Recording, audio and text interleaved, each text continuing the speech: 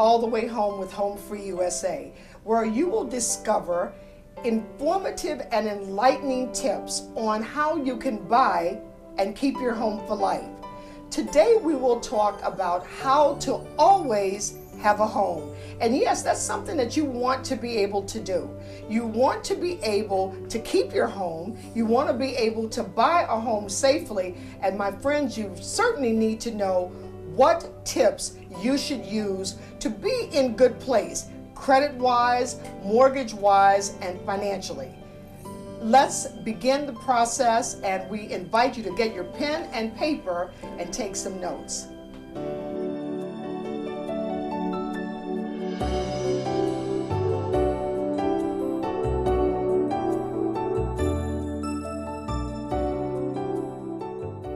Robin, our topic today is how to always have a home. Is this possible? Is it really possible that a person can always have a home, especially with the kind of financial obstacles that we're seeing today? You know, I definitely think that's a possibility. It takes planning, it takes budgeting, and it takes education and perseverance. The education part is really important so that homeowners know the best products that are out there in the marketplace and that they know how to prevent fraud from happening. They have to be aware of fraudsters because that's a negative thing, but it is out there in the marketplace. So I think education and planning is very important. So Robin, is the foreclosure issue, this kind of mortgage tsunami, is it as serious as you read about in the paper? It's pretty serious at this time, and we probably haven't seen the end of it yet, but there are solutions for homeowners, and there's a lot that can be done to help homeowners come out of where they are and get back on their feet. Well, that's a great thing. Now tell me, if I have a home and I have not, I just really cannot pay my mortgage, what is one thing that I need to do, or several things that I need to do? The first thing the homeowner should do is call their lender, because their lender has the mortgage documents and has the power to be able to help that homeowner avoid foreclosure.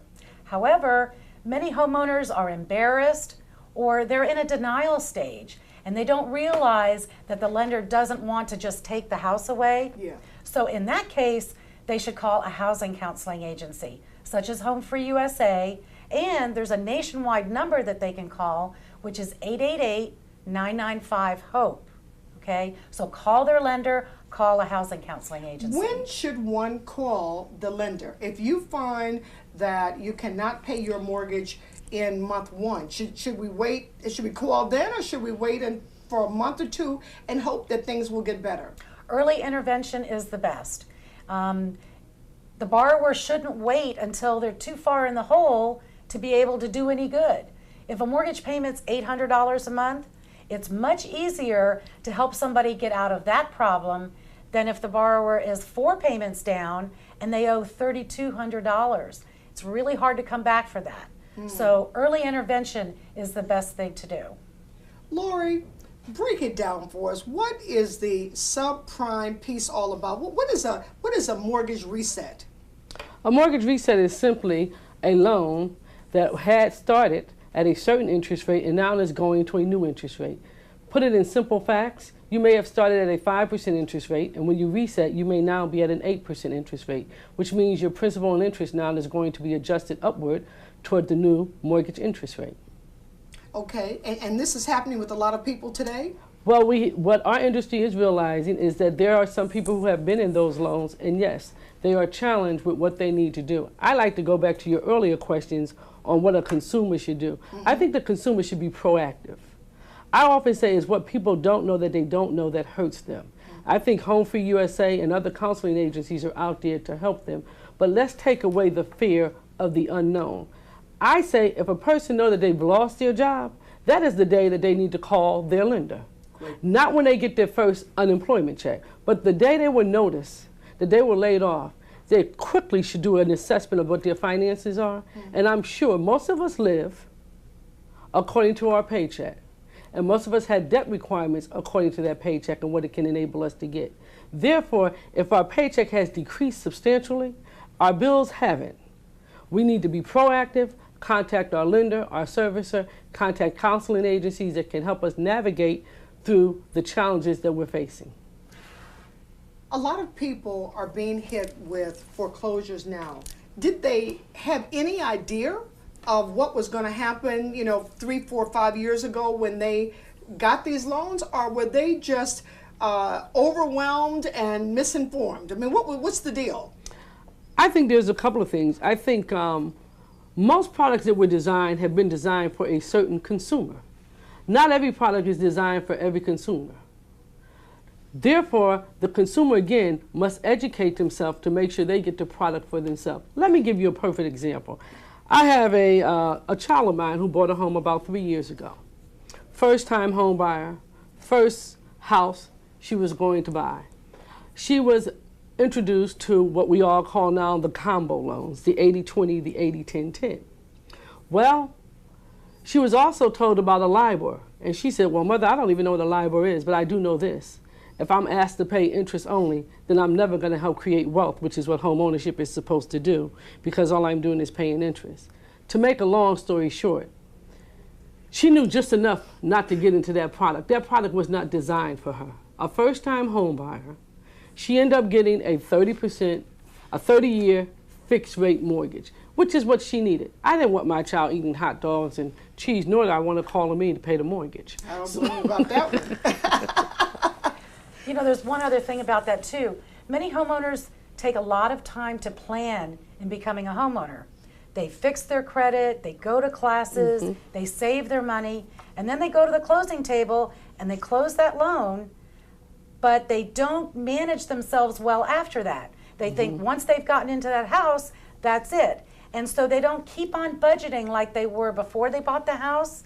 And so they go out and spend a lot of money to furnish the house, and they think it's no holds barred after they get in the house. But what they need to do is to continue to manage their credit wisely and not overspend. Continue to save one payment as often as they can, stick it aside in savings so that when an emergency comes up, they have something to fall back on. Because let's face it, Visa can't take the house away.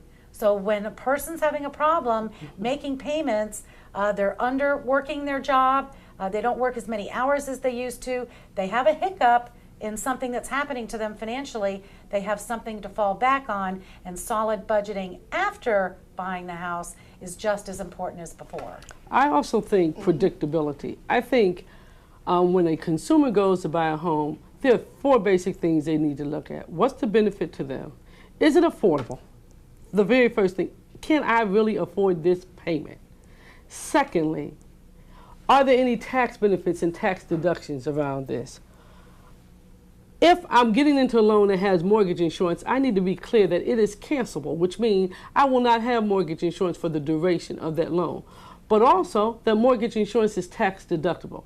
I like to say that there are some safe, smart ways for consumers to get in homes where they have some guarantees, and they also need to look at some of the programs that lenders are offering that helps protect them in the event that they lose their job. There are some programs out there now where if you were to lose your job, job loss insurance is provided. Really? Yes, I think people need to become aware of these things, and I think counseling groups are making sure they're giving that consumer that type of knowledge. But when you ask the question, what should a consumer look for? Consumers should look for affordability, predictability. Predictability is very important. We all know that when we get a mortgage, that our escrow is going to change, which means our taxes and insurance may change. But we can get a loan that stays constant for 15 or 30 years. Also, does this loan increase or decrease? Let's look at those types of things and what are the overall benefits to me, the consumer, and my family.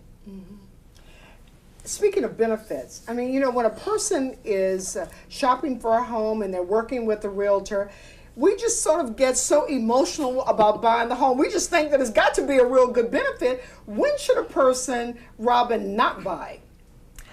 When they have a gut feeling that it's not affordable for them. My experience out in the public in working with homeowners who are now delinquent is that they questioned the affordability initially when they were home buying. And when the loan originator said, don't worry, we'll get you in, is the point that was the break point for that homeowner. We thank you so very much, and we're very pleased to have you with us on All the Way Home with Home Free USA. USA. Please be with us as